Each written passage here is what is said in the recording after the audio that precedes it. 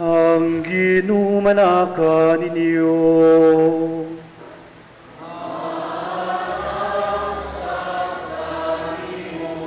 Kinutlugikan sa Santos Ebanghelyo, sumala ni San Juan.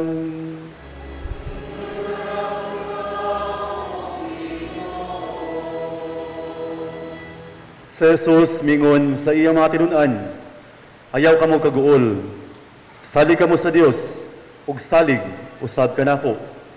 Sa balay sa akong amahan, adunay daghang mga lawak, ug moadto ako aron sa pag-andam ug dapit alang kaninyo.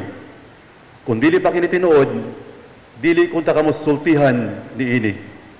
O kung natuan ako didto o makaandam na dapit alang kaninyo, mubalik ako o kuhaon ko kamo aron bisag asa ako atua usab kamo.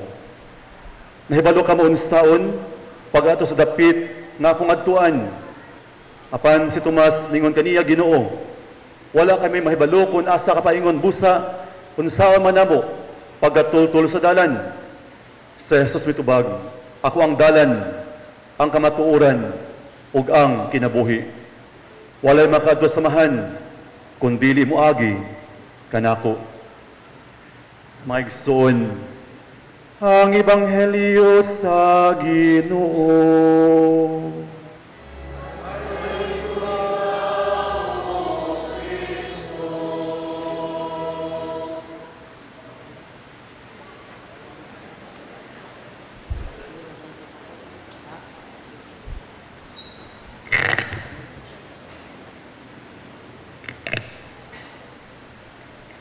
Jesus mingon ngadto sa iyang mga tinunan, sa iyang tinunan, anak, ania ang imong inahan.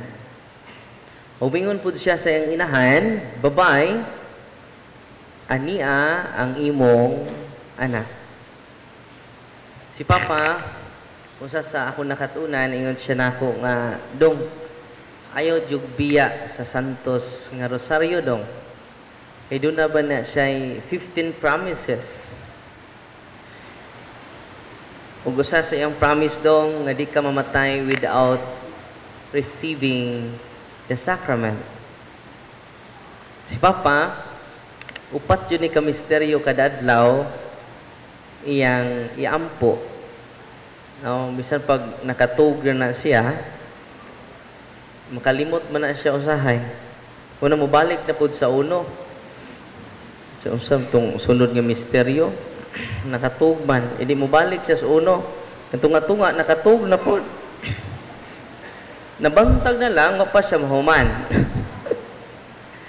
O, ang maong promise sa Malang Birhen, tinuod yun sa kinabuhi ni Papa. Ano man, before siya nabugtuan, nakadawat yun siya sa absolution, and then apostolic blessing. Inya ikaduha, anointing of the sick. Yang pinaka-importante, the Eucharist. Ang pan, nga gikan sa langit. Una nga, kining, muna kong gi-intro kaganina, nga ningon si Jesus, ngadto sa iyang tinunan, anak, ania, ang imong inahan. O bingon po siya sa iyang inahan, babay, ania ang imong anak. O matud pa ni Saint Maximilian Kolbe, kanang gugma ninyo ni Maria, gamay ra na sa gugma ni Kristo ngadto ni Maria. Kini atong pagtahod sa Malang Birhen, gamay ra na. Di na kalabaw sa pagtahod ni Kristo ngadto sa iyang inahan. Ug gani, konkreto ana sa kinabuhi ni Papa na tinuod yun ang promise sa Malang Birhen. Na dili ka mamatay without receiving the sacrament. Human na mo meeting sa mga kaparian, niuli ko sa balay, unya, kaya di man siya magpa-hospital. Ngayon kung Papa, ayaw kaguol, maningkamot mi, mangutang mi para nimo. Kaya ni sakripisyo man ka para namo. Ayaw huna-huna ang kwarta, Papa. ang kwarta makita, ang imong kinabuhi usara. Pa, gusto pa man ka mag-celebrate karong 80 anyos, karong December 28. Kay pinangga man kay niyang taga-Dakit. Diin siya ni Dako. Dakit, Sitio Dakit, Barangay Bugtungbod, Larin, Bohol. Sa akong ulion, ang akong mga kaliwatan dito dong, mupalit tag baka dong, nga di kay kwarta. Siya nga, naamang ko itinigom. Kanis Papa, magtigom ni siya.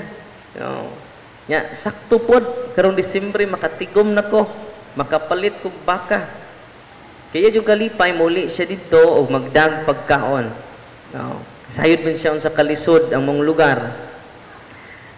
Unang ako siya giingnan, kung di ka magpa-hospital, di ta kaabot ang December 28. Saan mo pa-hospital ka? Itando man. Muna, nadaan mo sa hospital. Kung pa tumanda sa hospital atong Martes, mo to'y katapusan ni Papa. Pero dinhi po na ko na-realize ganong itando po siya, kaya dinhi natuman ang saad sa Malberhen. Dito sa hospital, nakadawat man siya kada gabi. Ako man siyang duawon, kining tulo jud ka sacrament, absolution of all his sins and plenary indulgence. Kaya ang pari day makahatag man dag plenary indulgence at the moment of death. Ako siyang gihungan pa, nakadawat kag plenarya indulhensya, kaya imong kasakit karon ihalad ni ngadto sa Ginoo. Unya, labaw sa tanan pa, nakadawat ka sa sacrament, nga gisaad sa Malberhen, nga before kanya kuhaon, dili jud ka mamatay without receiving the sacraments. Katong tanan nagdevotion ako sa Santos nga Rosaryo, dili ko mutugot nga mamatay, nga dili makadawat og sakramento. Kaya kung namatay siya tong Martes, di siya kadawat og absolution sa sala, nya anointing of the sick, and then the Eucharist. Balik unumbod ka adlaw, gi-prepare siya. No? Wala nga ako ning gisulti pagdasig nato sa pagpahinumdum nato sa gisulti ni Kristo mismo, representing John mga anak, ania ang inyong inahan. Umingon sad siya sa iyang inahan, babay, ania ang imong mga anak. Una nga, sa kinabuhi ni Papa, ako lang balikon, ayaw mo katuog without praying the Holy Rosary. Hindi mamatay og kalit, si Papa mamatay kalit. Extend pa man. Di mamatay without receiving the sacraments. Una nga, samtang nagpalawom ko sa kong pagpamalandong, makasuya ang kamatayon ni Papa.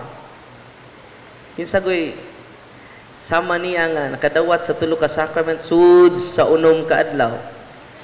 And we know that sacrament is Jesus, the Savior of the world. Amen? Ug matud pa, sa usa ka banggitan na santos, si Saint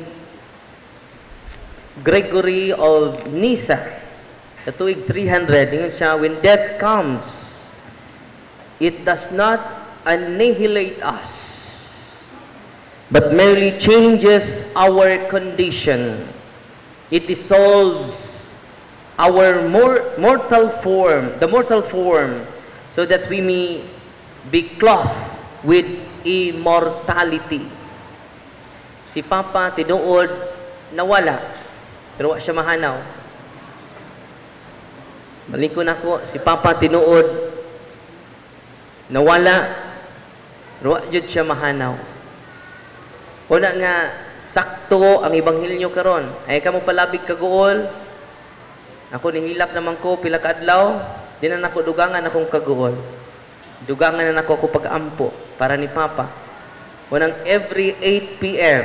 hangyo ko ninyo, ampo mo sa kamanamo, unsa ka maghimaya ka Maria, unsa ka himaya samahan. I-appeal na ninyo sa alarm ninyo. Ano man, malipay ang mga kalag sa purgatorio, nga mag-ampo tanila. Labi na ang Santos Kamisa. Kaya sa unang pagbasa sa unang pagbasa nato, nakaluwas ang halad ni Judas Maccabeo sa Old Testament sa mga sala sa nangamatay. Hindi pa man to hingpit nga halad. How much more ang Santos Kamisa nga dili na dugo sa kanding, dili na dugo sa mananap, dugo na mismo ni Kristo. Unang perting lipayan ni Papa karon. Daghan kay mga pari ni uban nako. Salamat kaayo sa atong mga kaparian sa Diocese of Tagbilaran. Nahibaw ko na kanunay sila nag-ampo. Na nisunod pod ang mama ni Monsignor Malanog. Daghan kay nangamatay nga mga ginikanan sa pari. Unang mag-reunion ni sila puhon. Pero man, naman sila grupo sa mga ginikanan sa pari. Nag-una na si mama ni Father John Legitimas. No? Best friend man ni sila. No? Kuna nga, ang kamatayon, dili katapusan. Nawala pero wa mahanaw. Kasi nawala pero wa mahanaw. Pwede din na. Kanang kandila, kung maupos siya, nawala siya. Pero wa siya mahanaw. Kaya nausab ang iyang form, na melt siya. Pero naga pong kadila. Mausad na ang kinabuhi na tong tao. Mawala ta, pero di ta mahanaw. Una nga di ta mawad paglaom, kaya kung si Kristo wa pa mabanhaw, pagkaluoy na to. Pagkaluoy na mo. Unang dili, useless ang tanan, ang ato mga pag-ampo. Maingon nga si Maccabeo, Judas Maccabeo, nakaluwas ang iyang pag-ampo, ang iyang halad, nga dili pahingpit. The more, kining atong gihimo karon, nga atong gihalad, lawas, ug dugo na gayod sa atong Ginoong Hesukristo. Kung mga pinangga ko mga igsuon, salamat kay sa inyong mga pag-ampo. Kung sa radyo yung message sa kinabuhi ni Papa, pray the Holy Rosary every day. Maroon na yung mensahe sa iya kinabuhi. Kada adlaw, muna mga amigo na ko, mga amiga, mga parente, nga ni adin ni karon. Abi ninyo, the more sa the deepen ako love sa Rosary, labi na mag-exercise ko, kay ang mga yawa nga nisud sa maong biktima, muhangyo sa kuha, nga ayaw tawgan ng bayhana na, maluoy ka Darwin, labi na magrosaryo may, maghimaya ka Maria, na puno ka sa grasya, mutsabaw ang mga yawa, sud sa lawas, tumpakpakan si Mama Mary be.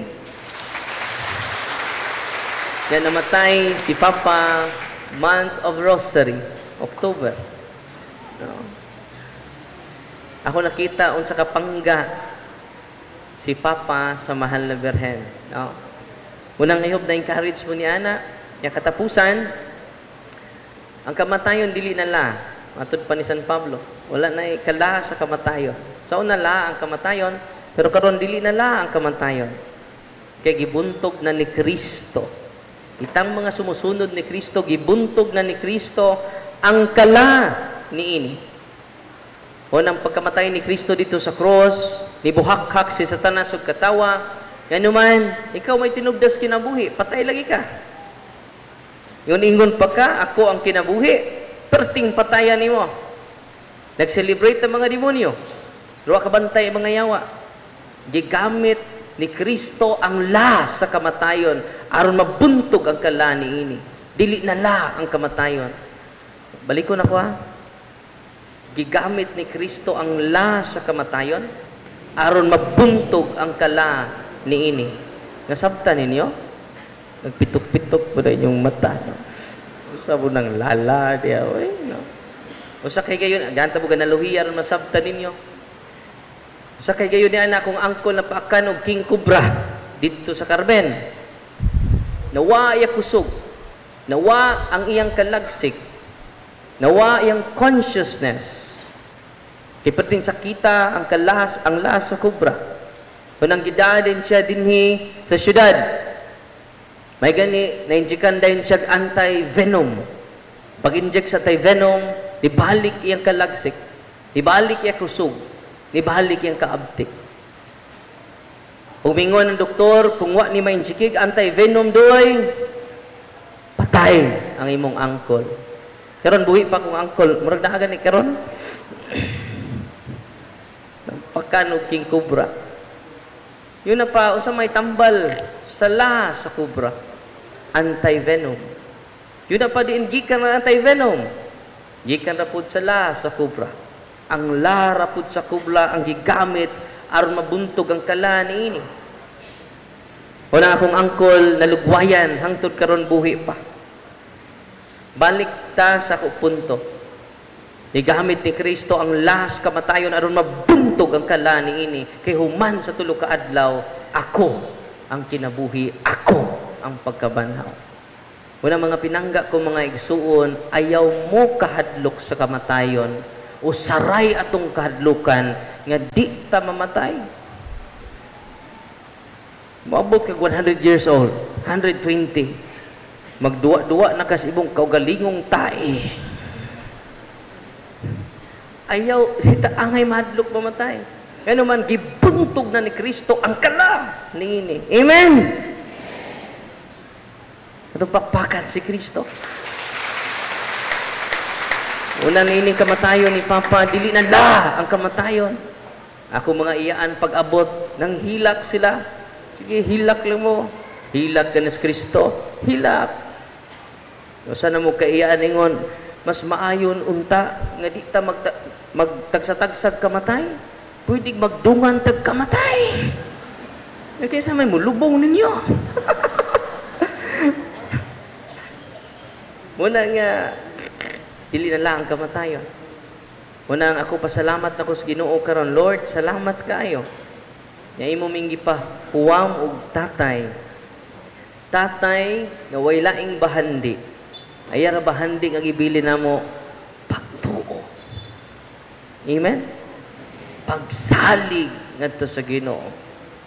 Nga way makatupong nga bahandi nining kinabuhiya. Unang ako, pasalamat ko sa Ginoo. Ug pasalamat po ko sa kong papa. Kay unsi raman may kabuok. Mudaro si papa buntag, mudaro man po gabi. Ningon siya nako nga, usaon taman nga usara may kong gisaligan. Imo ramang mama. Mama si mama may pinakagwapa sa tibuok kalibutan. Tinuod ba no? Muna nga karon puno ako kasing-kasing di na sa kasubo. Puno na sa pagpasalamat. Puno na sa pagdaig sa Ginoo. Ginoo, salamat kayo sa pagpahuwam namo ni Papa. Unya ang iyang bertud ngayong gipuy-an among padayunon kay si Papa wa man jud mamatay. Kay ang Ginoo nga atong gisimba, Ginoo sa mga buhi. Ako ang Ginoo ni Abraham. Ako ang Diyos ni Abraham. Ako ang Diyos ni Isaac. Ako ang Diyos ni Jacob. But pasabot nga si Jacob, si Abraham, buhi sa kanunay, bisan ni nati og tinuod niya kamatayon. Amen? Nya, sangan sa mong pamilya, sangan ni Mama Antonia, o sa mga igsuon ako na lang ni para dito na ta final blessing. Wala na tayo eulogy, kay gabi nag-eulogy naman ta. Dito na ta dito sa minteryo. Amen? No, ayan mo kaguol. Salig ka mo kanako o salig usab ka mo sa Dios. Sa balay sa kong amahan, adunay daghan nga mga lawak. Yung sobraan ta kaguol, sobraan ta ka. May manis Papa kay nahuman na iyang lawak. Yung kalit ka kamatay karon nga di pa nimo oras. Mingo San Pedro, oy namatay lagi ka. Di pa nimo oras, oy. May manis inosentes kay nahuman na iyang lawak ng imo. pusti pa. Asa man ka na ko ibutang. Wala nga, di na ta angay mag-uod. Angay na ta magpasalamat sa Diyos. Angay na ta magdaig sa Ginoo. Taliwala sa tong kaguod. Taliwala sa tong kasakit. Amen? Nga, sa ko pamilya, Monsignor, Sako, atong umaabot nga may bawaan na ito buhon. Salamat sa imong pagkatatay, Monsignor. Pero ba di siya magpatawag o Monsignor? Kay maaan kunog monster or demons. Father lang doy. Father Sako. Pero Monsignor na guna siya. Ug sa ko mga kauban ng mga pari nga diya dinhi karon, naibaw ko nga inyong giapil si Papa sa inyong mga misa. Unang lipay kay kaag ni Papa karon, kinalipayan. Way sama yang kalipay o kasadiya sa inyong tanan nga mga pag-ampo. Amen.